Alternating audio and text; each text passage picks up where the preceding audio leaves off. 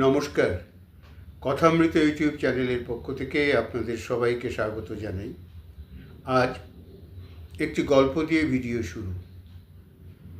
New York শহরে এক সম্পন্ন দম্পতি বাস করেন।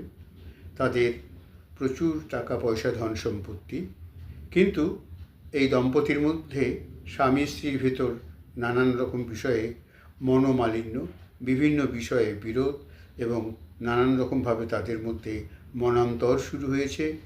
মহিলার জীবনযাপন সেই পুরুষের পছন্দ নয়, মহিলা উশৃঙ্খল জীবনযাপন করেন এবং তার চাহিদা দিন দিন বেড়ে যাচ্ছে। তার পোশাক আশাক, খাওয়া দাওয়া, বাইরে ঘুরতে ফিরতে যাওয়া এবং এই উশৃঙ্খল জীবনযাপন সেই পুরুষ স্বামী তিনি সহ্য করতে পারছেন না।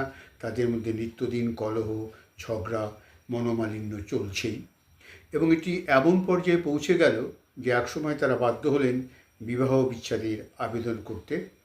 কোর্টে বিবাহ বিচ্ছেদের আবেদন করা হলো, সেই আবেদন মঞ্জুর হলো, কিন্তু সেই বিবাহ বিচ্ছেদের কোর্ট থেকে যে রায় দেওয়া হলো স্ত্রীর পক্ষে, তাতে যা ধন সম্পত্তি টাকা পয়সা সেই ভদ্রলোকের ছিল তার বেশিরভাগটাই সেখানে দিয়ে দিতে হলো স্ত্রীকে তার খরপোশ বাবদ এবং তার বাকি জীবনযাপনের জন্য, এবং তার হাতে রইল মাত্র $700। তিনি তো অকুল পাথারে পড়ে গেলেন। এই $700 নিয়ে তার জীবন কিভাবে চলল? এত সুন্দর জীবন তিনি যাপন করতেন, এত সুচারুরূপে, এত অর্থের মধ্য দিয়ে তাদের জীবন চলত।